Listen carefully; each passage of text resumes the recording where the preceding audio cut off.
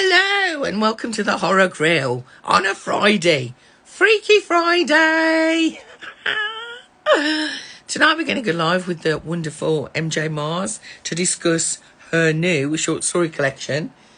We've already gone too far. I have no idea how to switch the video around. I suspect at some point we'll figure out how to do it. But yeah, we're just going to wait for her to join. I'll see. Hopefully she can find me. But yeah, this is a fantastic 8-story collection. Indie horror. It's absolutely brilliant. There's not a bad one on here. Not a bad one. So, yeah, we're going to be talking about that. How have you all been? How's your Friday been? It's very hot here in Devon. Bit too hot for me, if I'm completely honest.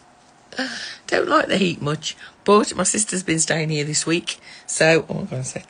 Can't see. That's a bad sign, isn't it? Get that right. But yeah, hopefully she'll be along in a minute. She's probably trying to figure out how to go live. But we'll get there. But yeah. So this weekend, because I live in Mid Devon, as you all know, is the Mid Devon County Show. And so it's the first one in 10 years. There's going to be no rain. Hello, Jamie. Is she having trouble getting on?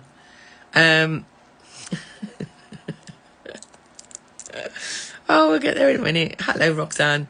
But yeah. So it's going to be the first time in 10 years it's going to be dry. So that's fantastic, isn't it? So I can't add her myself. I can only add her once she's in the live. So hopefully she'll get her in a minute. Hello, mate. You're right. Yay! There she is.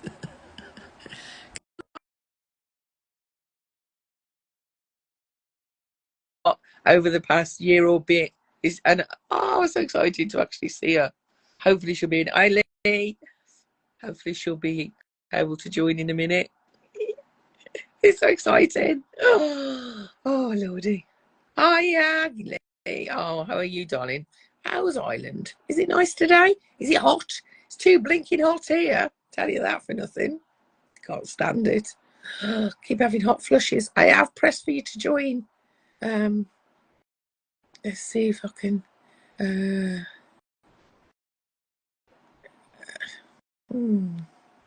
I've got to figure out how to do it. Request to join, accept. So I've accepted you again. Let's see what happens. Oh, this is the wonder of live television, isn't it, my darlings? You're never sure what's going to happen, are you? You're never sure. Why are you unable to join, MJ? Saying you're unable to join?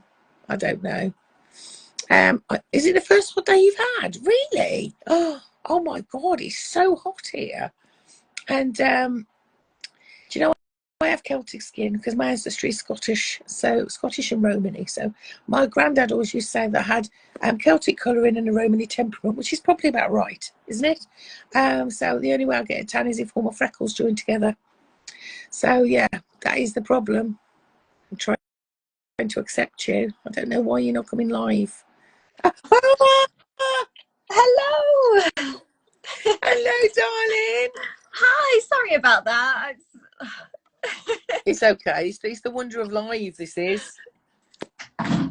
Yes. How are you? I'm all right, my lovely. How's you got your Wi-Fi sorted?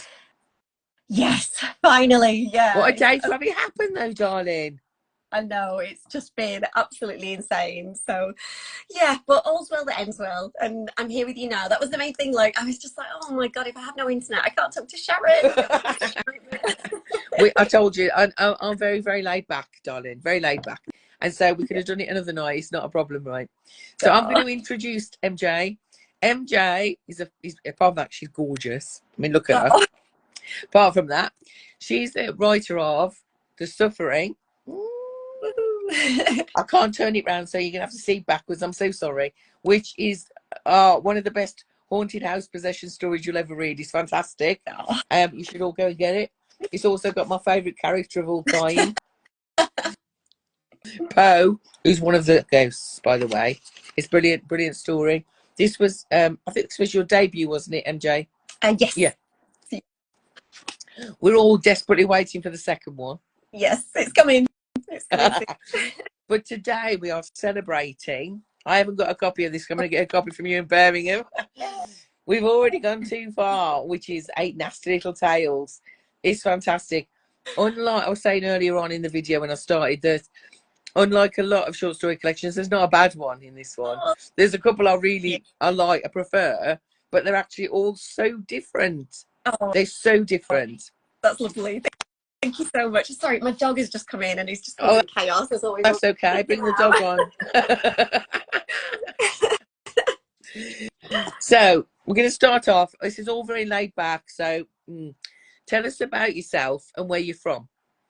Okay, well, I'm from Lancaster, so I know that there is a Lancaster in America, of course, but we are the UK The Lancaster. original. Um, and we have a castle and lots of dark history. Like we had a lot of cheeky go. Sorry, this is my dog. Hello, He's doggy. Hello. causing a bit of a nightmare. But yeah, we've got sort of like a really dark history in Lancaster, which is always lovely. So, oh, chaos of life. Sorry about that. Have you got a cup of tea? This is the most important bit. Even better, because it's release day, I've got Woo! a little bit of wine. Bought a brand new mushroom mug for my Yorkshire tea. That is gorgeous. Oh. Yeah, so there's not much to tell really about me. It's I'm just trying to think. It's always weird talking about yourself, isn't it? It is. But, so yeah, I've been writing for a long time, always wanted to be a writer, and then Wicked House just took a chance on the suffering last year, and then ever since then it's just been an absolute dream come true. So yeah, I'm feeling really fortunate at the moment, and with having the second book out, which I would have never have done without sort of that validation. So yeah, it's just been amazing, an absolute whirlwind of a year, and yeah, so here we are. The Suffering is such a good book because we all love a haunted house, let's be honest. Yes. Right? And what this does, if anybody doesn't know, is it starts off 100 years in the past, where there's a seance take place where they call forth these 5 spirits who are a little bit, shall we say, aggressive. And and then somebody manages to force them back into the walls, and they go 100 years later, a man and his friends, a boy and his friends, your university friends, move in, and it all goes to hell, right? And I'm not going to say more than that because I don't want to spoil it for anybody. But the ghosts are just fantastic. I mean, a lot of the ghosts are they're based on real people, aren't they? Yes. Yeah, absolutely. And like, there's a lot of sort of history that I've always been interested in. So like, I've got one of them from Lancaster where I am. I went on a walk about. We've got a key called St George's Key that has a lot of history. And Lisa Bourne, is sort of based on the women who would kind of tell fortunes and do all sorts down there when the sailors came in. And then there's an executioner from Edinburgh, Jarvis. There's a Hellfire Club member. I mean, that history of the Hellfire Club is just fantastic, isn't it? It's so interesting. It's so fascinating. And yeah, your favourite, of course, Poe. I love Poe. I tell you why I love Poe. Apart from the fact he's a big chunky boy, and I do love a big chunky boy. Although he's got, only, anyway, he's got an eye issue. But I just feel like he needs a hug. Do you know what I mean? I can't wait to hear more about his history, which I'm hoping you'll do in the second one, of his background, which I think will be really sad. Whereas I'm not saying the other ones past weren't bad, but they've gone to the dark side without trauma in a way. Whereas I feel like he's the one who's been mostly brutalized, and it's turned him that way. So I think I've got more sympathy. I think for him. I don't know. And also, he lives in the basement. I just think, poor sausage, he lives down there. Just clattering around in the basement, everyone ignoring him. It's just, so sad. The others get to go around the whole house. He's in the basement. So I love, he's my favourite character. I absolutely love him. And I loved the book, really loved it. I mean, I know you are published through an indie press, aren't you? Yeah. But indie how do you find indie publishing? It's a bit of a minefield, Yeah. isn't it? The self-promotion, you know, I mean, I don't know if you do your own editing and formatting, but just the self-promotion alone can be a full-time job, can't it? Yes, yeah. I mean, I was really lucky. Wicked House really look after us. They're fantastic. Patrick, who runs it, Yeah, he's a writer, so he kind of knows the he score knows and he the knows knows. what we'd want kind of going into it. So he starts us off on a really good foot, and sort of like gets the ARC readers and you know, puts that footing in for us. He does run a few ads at the start as well whenever a book is released. So it was great because you get to see how to do it before you sort of plunged in at the deep end. And then obviously you sort of run with it and take that foundation and take it further. But yeah, I just, that was so important for me because Yeah, while the wonderful indie authors out there who do everything from scratch, I've always been like kind of quite self-conscious, and to have done it myself from the start, I just know I wouldn't have been able to do the things that I'm doing now, where it's sort of like putting myself out there and connecting with people and saying, you know, buy yeah. my book, buy my book. It would be really difficult. So it just kind of feels like that's given me the validation that yes, you know, you're all right. Some people will like it. You can sort of plug these books and go forward and take it to other places. So yeah, I'm really grateful. It's been a fantastic experience. I mean, it's so, I don't know how some of them do it. I don't, because you're writing the book, which in itself is a mission, Yeah, and then you've got to edit it, then you've got to proofread it, then you've got to format it, then you've got to design it yeah. so that it looks like a book, and then you've got to promote it. I mean, it's crackers to me. I've got such admiration for all of you Oh for doing that. It's what's the best part of being a writer to you? Do you what do you do? What do you do out? You don't do it full time, do you, MJ? no, I'm hoping to. I do editing for like an online publications, Yeah. but it's usually like tech articles and things like that. Things that Boring stuff. I'm so good at tech, as you can tell. But yeah, I'm hoping to in future. But I think it's one of those where you do need to have a bit of a solid foundation, don't you, before you can kind of venture down that road. So we'll see how it goes. But that's the dream for the future, anyway. Being a full-time writer, there's nothing else that I've ever wanted to do. It's just, you know, such a passion and such a fun Is thing. it what you want to do since you were? What did you want to be when you were little? Is that what you always wanted to do? Definitely. Always wanted to be a writer. Like I would read Judy Blume when I was really little and just think, oh, Are she you just there? makes. God, it's me, Margaret.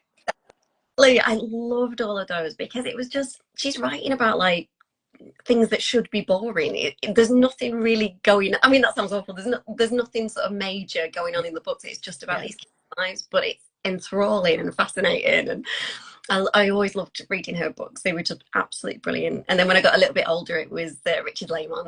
I And all love these Richard Lehman. Do you know why I love Richard Lehman? You know, I'm quite a lot older than you. You know, I'm in my late 50s, and I started off with Nancy Drew and Hardy Boys because that was the only thing available, and then went straight from that to Stephen King and yeah, Dean R. Koontz and Richard Lehman.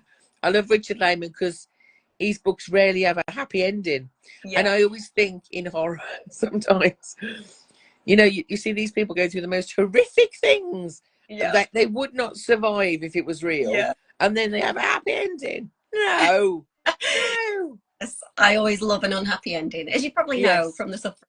It doesn't end 100% well for everybody. So.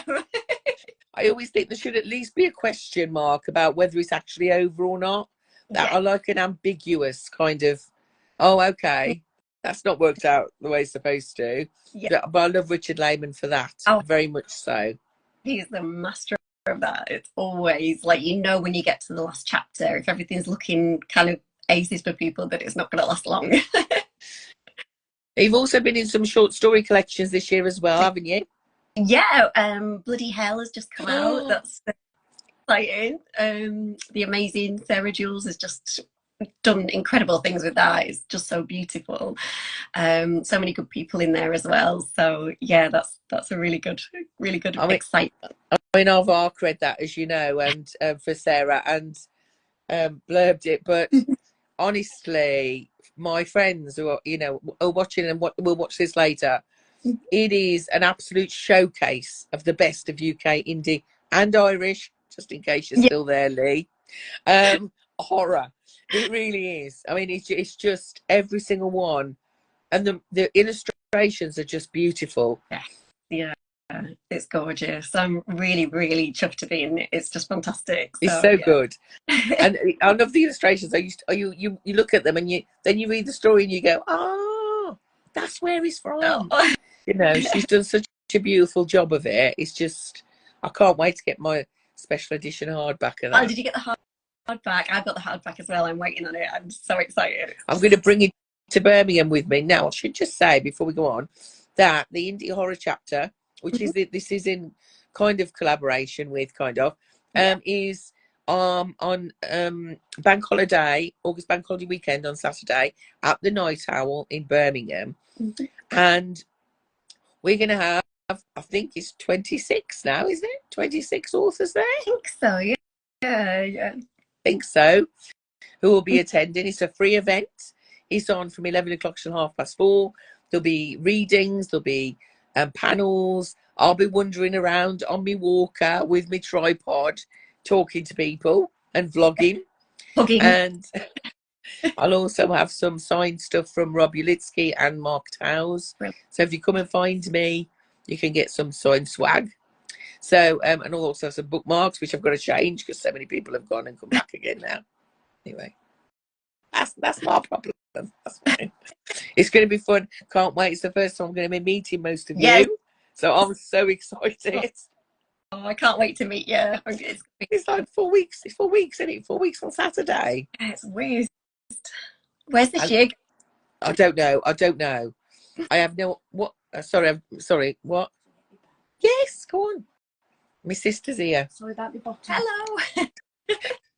My sister's been here for this week. She's just asking me a question. Your husband's just put a message on the live asking you to ring him immediately. Anyway, sorry about that, people. But anyway, I was going to say. So we're going to talk about the new book, which is published today. It's available today.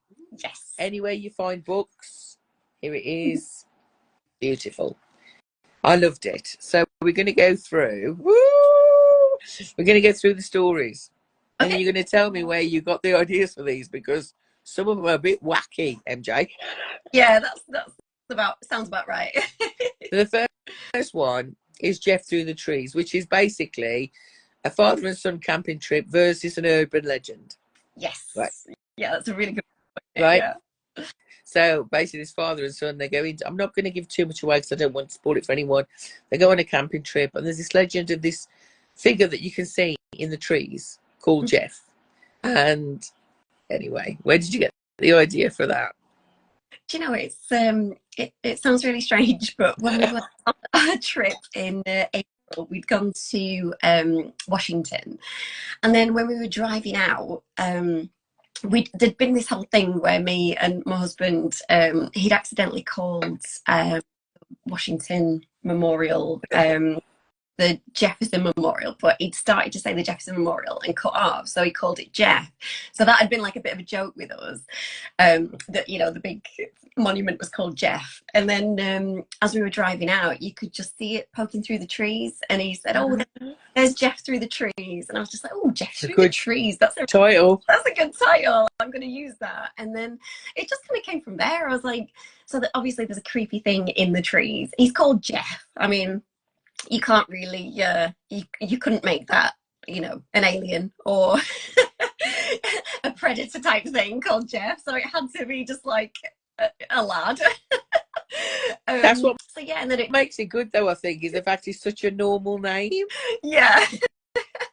But yeah, so it just had to be like a mimic kind of thing. I felt like that really worked with the title, and sort of like the camping trip with the father who's just sort of struggling to deal with the death of his own father and kind of questioning what it means, and wanting to sort of pass off this knowledge that he'd learned to his son, and then realizing along the way that maybe his father was like quite hard on him, and sort of taking it out on his son. So I just thought there was kind of like a lot of layers to go into there.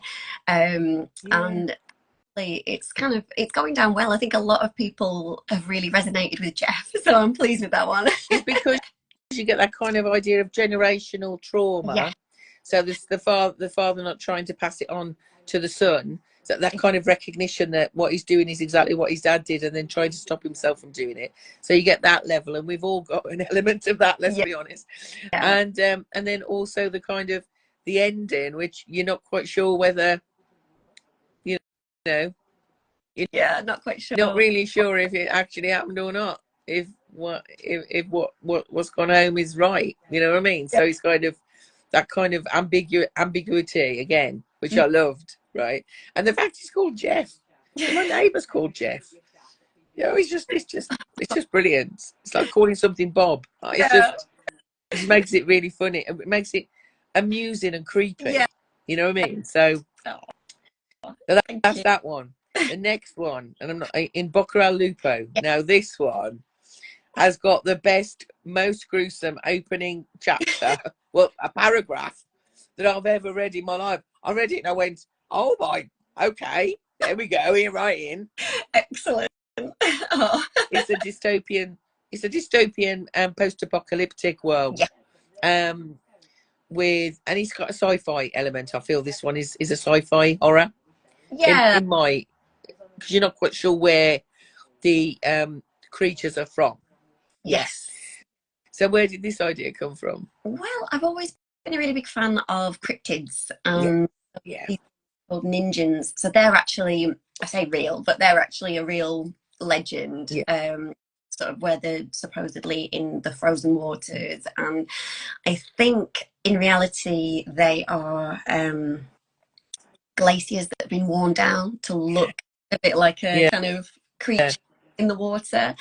But I've always thought they were really cool. I've always liked that one a lot. And then it was just about like a sort of team of this sort of army squad who are trying the best to kind of get rid of them in a world that is gone really divided. So there's a reference in there to the walls going up and how you're not necessarily as safe as you think you are if you put walls up, because you don't know what is in with you. What you're bringing in, or you're locking in with you.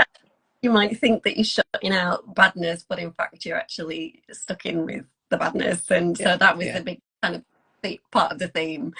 So it was a lot of fun, just being as gory and gruesome, and there's a couple of nods to Layman in there. I think Blaine, one of my Wicked House friends, he messaged and was just like, I got a lot of Richard. It is Layman-esque. There's Layman vibes in there, definitely. And that's why it's more, to me, it's more dystopian than post-apocalyptic, because it's dystopian because actually it's after an apocalypse, but the world is actually very, very segregated. Do you know what I mean? So it's kind of, it's a dystopian vision of what the world is, and throwing in, things that are trying to kill you. Monsters. And the next one I really enjoyed, because I'm a massive sci-fi fan. I love sci-fi. It's my second favourite genre. Right? The fasten seatbelt sign is on. This is first contact gone a little bit malicious. Yes. So it is. It's well, this one came about because actually it's another one from the trip to America, like when we were flying back, because I'm used to the old like EasyJet shutters that just come down on the window, but when you the flights from America, they have all these like fancy things that I've never in my life. And one of them is it's a button. So instead of a shutter going down on your window, it's a button that makes the window blue, and it does it gradually. So it's sort of like filled this kind of blue shade to shut out the glare of the sun. And I'd never had that before. It was way too fancy for me, but I'd kind of forgotten all about it. And then I looked across because we'd set off, and then it had gone dark, and then there was all of a sudden a big purple sphere in the sky, and I was like, what the hell is that? Like, what is that? I don't understand what that is.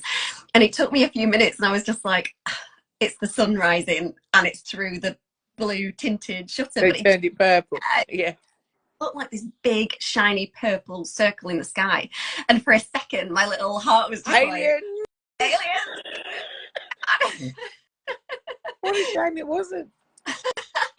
So I used that as like the flight attendant sees that happening and says that she's always a little bit creeped out by it. And then it goes into all the passengers start disappearing and she's got to kind of put her big girl pants on and try and deal with it. But what do you do in that kind of situation? That was sort of what I was thinking about with that. It's such a twist. It's such a twist on Alien Contact. It's such a twist that you don't see it coming, and at the end you're like, what? Okay. well, yeah. Why not? Why not? Yeah. Why not?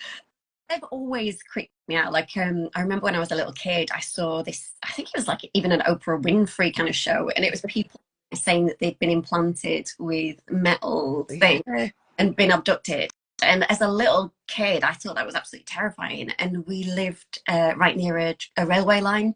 So I remember for weeks afterwards, every time a train went past, I was like, is that a train or is it aliens coming for me? I was so scared by it. So I've always had a real kind of fear of alien abduction. So I just thought, how can I make it a million times worse? And it is terrifying, you know. When you read, I mean, I'm not sure how I believe it or not, but when you read of people's experiences that they feel that they've gone through, it is really awful. Yeah, it is really awful.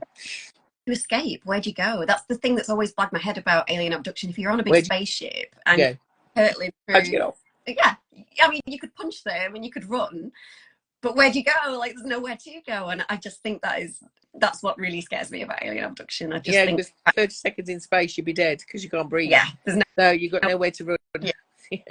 Unless the doctor saves you, of course. That could happen. Yeah. The next one, Fallen Eagles and Aces. This is a creature feature in the Gold Rush, I guess. It is. That's exactly it. Yeah. To me, it feels like a Western horror, which is a really big thing at the moment. So I love the creatures in this one. Oh. I really enjoyed them, and I was kind of on the side of them, if I'm honest. I love that. It started with the question of where does gold come from? Because if you have a look online, it's a really wishy-washy explanation. It's like, oh, there was like a star somewhere maybe one time, and now we've got gold. And I was just like, that doesn't sound 100% plausible or 100% like people actually know where gold comes from. So I just thought sort of a parallel universe. Gold comes from monsters, obviously, because it's me. Why wouldn't they? Well, it's as good a reason as any. Oh, yeah, sure. And then I wanted to do an ace character, and so she kind of just I wanted her to just be badass, and so she's not the leader of the group, but she might as well be. She pretty much is. She is really. Yes. And then the other sort of queer characters in there just kind of wrote themselves. Like, I loved the big bear of Throckmorton. Oh, they were so cute. They were so cute. And then the whole kind of, I mean, I don't want to spoil it, but the kind of extra bit of where the gold comes from and how it ends up in the water. And I don't know, I must have been having a bit of a sentimental day, I think, because it is a bit soppy for me, that bit, but I think I like it. I'm being killed. I mean, hang on, I'm being killed by a cushion. Hang on, just move that out of the way. It might have been one of the monsters from. You were very cool. Who knows what's in my house? I don't know. I've read enough. There's probably all sorts of. I'm back onto a cemetery. Oh yes, yeah. So yeah, you never know. It could have been some little ghostly hands. Lovely quiet neighbours. And the next one, I think this is probably my favourite. Oh, okay. I think it is. I like all of them actually, but I mainly because the name of the band in this made me cry laugh. Monastery Blood Moon, which is kind of a portal to hell in an art exhibition, isn't it really? Yeah. I love the whole atmosphere of this. I love the fact that it was in a monastery. I love the fact that the art people would you just wanted to slap them, didn't you really? I love the fact that the band were the most normal people there. I love the gore of this. I just Oh, thought it was a perfect horror story. oh, thank you so much. That's lovely to Yes. hear. So where did this? You must have a monastery in Lancaster. We do. Well, we did. It was well, we've got a friary, and it's sort of dilapidated now, but it was the best pub in town. It was fantastic for a while. So yeah, it's just I wanted to do about a punk band because I loved them. Me too. And then so Tidy Angela just kind of appeared to me sort of one day, and yeah, I just thought she'd be pretty good at kicking ass if gargoyles came through a mirror and started attacking everybody. And I liked the awkwardness of them kind of having to be on their best behavior and it being becoming quite difficult to them, but it all working out in the end, in a way. But yeah, it just I thought stick a punk band in a hoity-toity arts exhibition and see what. And then at the end, it went completely punk. So they were in the right place, weren't they? And of course, instruments make great weapons. So It was a question of what could they use if they were being attacked. So, and then I was really fortunate as well with that one because it was in one of the Negative Space survival horror anthologies, and Eric Sundquist edited it with me, so he had a lot of suggestions and a lot of kind of like, oh, we could do this, we could do this. So I've changed it a little bit from the one that was in Negative Space, but it's always a pleasure working with Eric. He's a fantastic editor, so it was lovely getting his sort of input because he's a passionate like muso as well, and he was the one kind of suggesting things for the instruments, and so yeah, it was really good fun. I just thought it was just such a clever idea, and it made me laugh and then go ew, and I quite like that. Do you know what I mean? I like that kind of humour in my horror a little bit. Yes, that's my favourite reaction, and I think that comes from like the Layman love, because the amount of times I just had a little snicker at the things that Layman wrote. I just think he was hilarious. It's like when you read something and then you read it and you're like, no, hang on, I didn't read that, and then you go back again and go, okay, I did. Okay, fair enough. Brilliant. So the next one is Big Gulps and Bigfoot, which is, I have to say, this one made me cry. Oh, really? Oh. And I'm not going to say why because it will spoil it completely. But okay. It's obviously Bigfoot is in this. Yeah. And it's about two sisters who are a bit contentious, getting caught up in a Bigfoot hunt, basically. And or it did it made me cry. I was on the side of Bigfoot. Yeah. I sided complete. I didn't care which humans died. Yeah. I was on the side of Bigfoot on this one completely. Definitely. I think that's the way we should all be. Always on the side of Bigfoot, because, you know, it just made me think, what if the reasons why people aren't seeing them is because of some kind of human interference? Yeah. And that's why it sort of went down that road of, you know, they are out there, and who do you call when you actually find one? And are you safe if you do? And that kind of was playing on my mind a bit. Yeah. And so, yeah, that's what came out of it. But, and I love the sisters relationship. I just love that, because I mean, I love my sisters. I've got two sisters, but you know, we all get on each other's nerves because that's what sisters are like, isn't it? Yeah, you could throttle them 1 minute and then want to save their life the next minute. So I thought that they kind of, it was fun to write those sisters on a road trip, because they were stuck together and they were stuck. They really were. So, I loved that one, although it made me cry. Oh, I'm sorry. The ending made me cry. But Stewage. Now this was an interesting one, because this is all around, very much back to Jeff through the trees. Generational curse. Yeah, it was probably I think Stooge is probably the weirdest story I've ever done. It's a bit psychedelic. It's a bit kind of, you read it and then it kind of twists in a way you don't expect. It's a little bit it's a bit psychedelic, and it's almost like a fever dream in a way. Yes, Yeah. And it kind of felt like that writing it as well. It was like I didn't really know where it was going. It was the one I struggled the most with to like oh, it sounds a bit pretentious to say reconcile, but I mean that's it. Like Get it's it right. Yeah. yeah, tying those where I wanted it to go together and how I wanted it to end. I did struggle with it, and so I'm really pleased because at first, when the first kind of art reviews were coming out, nobody was mentioning Stooge, and I was a little bit nervous. I was like, "Oh, is it not landed? You know, is it that people just don't get it?" And now there's a lot more people mentioning it, like, "Oh, I really enjoyed Stooge," and so I was a bit relieved. It's like your little book baby goes out there, and you just think, You "How don't you know you want." know how people are going to react to you at the end of the day, and so it is. It must be. It must be quite frightening for an author. I think if you traditionally published, then you've Yes, gone through several editors, and somebody's actually accepted your book and said, "Yeah, we think it's good enough to traditionally publish this," right? So exactly. already you're thinking, okay, and then you're in the hands of a whole team of people who do everything for you, all Yeah, your PR, all your promo, everything, right? yeah, As an indie, you don't have that. Even with an indie press, yeah, you don't know how it's going to be received until it's gone out, until it's exactly. in the world and Yeah, birthed. You've no idea, have you? exactly. And so this is why, like at first, no, like literally nobody mentioned Stooge. And the first person who mentioned it, I was saying in my comments to them, like, "Oh, thank you for mentioning Stooge." Like, I was worried that people wouldn't like it, and now a few people are mentioning it. Like I think Trish Wilson said that it's one of her favourites, and so I I'm love it. I think it's a great story. I like the historical aspect. It's a historical horror in a way. I like yeah, the fact that it goes through the light that it's kind of his generations of his yeah. family.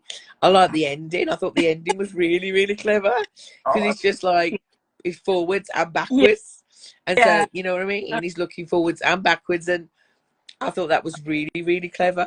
So yeah. Well, that's another one that came about from this America trip. I think if I hadn't have gone on this trip to America to AuthorCon, none of these stories would who exist. knows what'll come out when books are bruised, darling? Who knows what you'll come back with? Exactly, yeah. So that was because I'd been to see Penn and Teller, who were like always my lifelong favorite Oh, I magician. love them. I Oh, love them. And you won the prize, didn't you? Was it? Did you win the prize?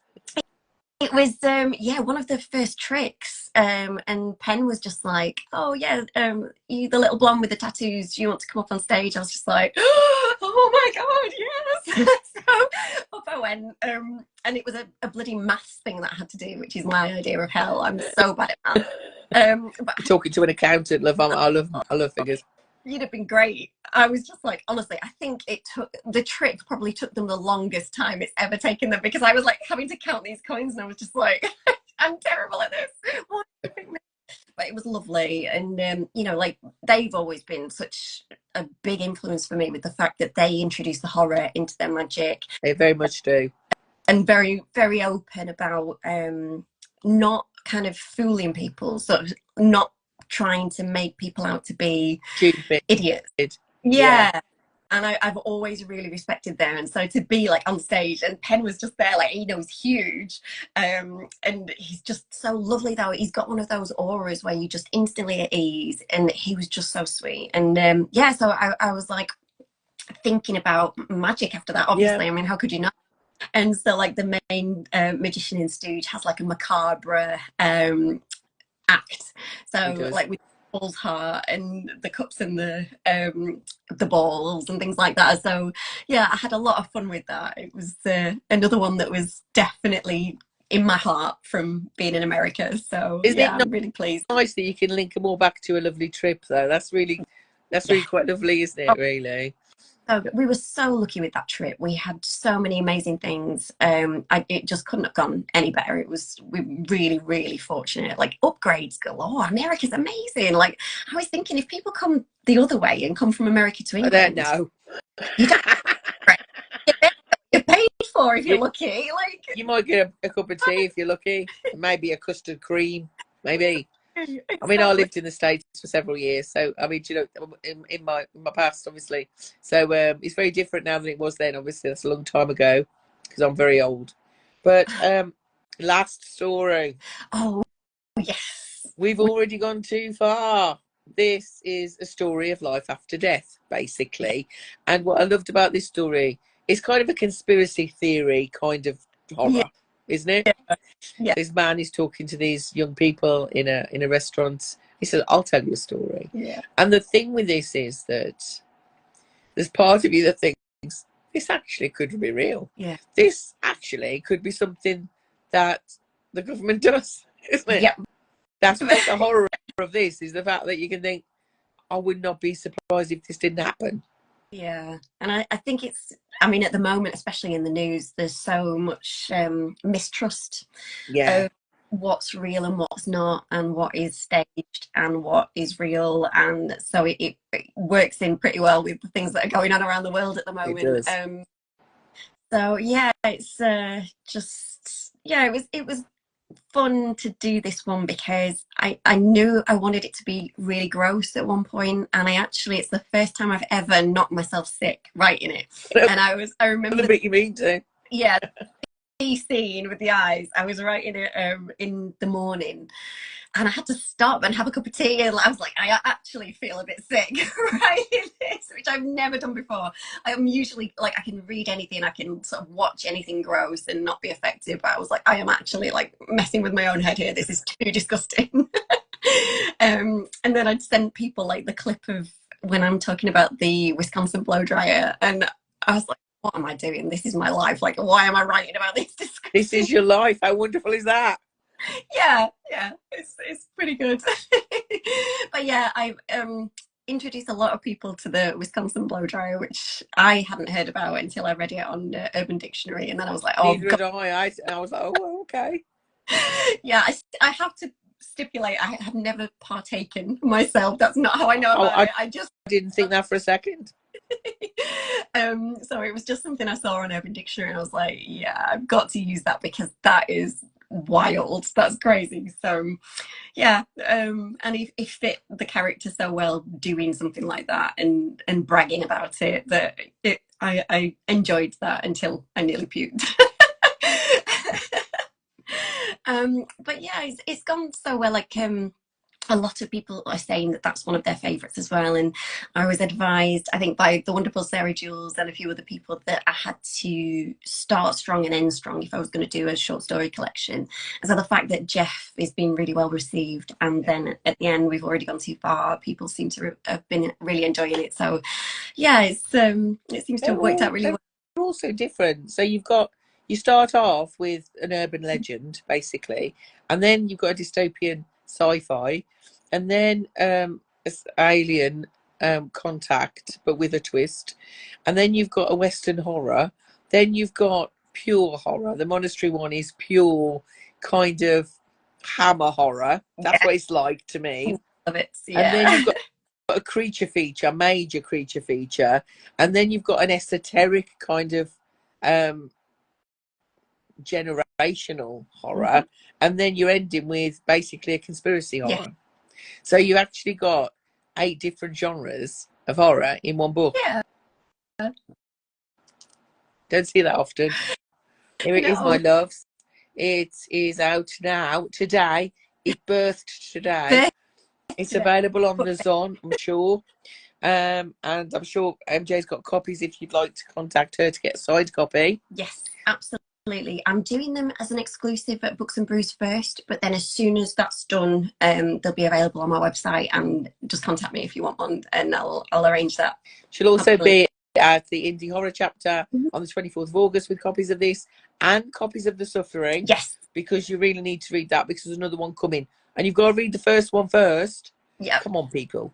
So, yeah. So it's excellent. I can't wait to get a copy from you. Oh, thank you so much.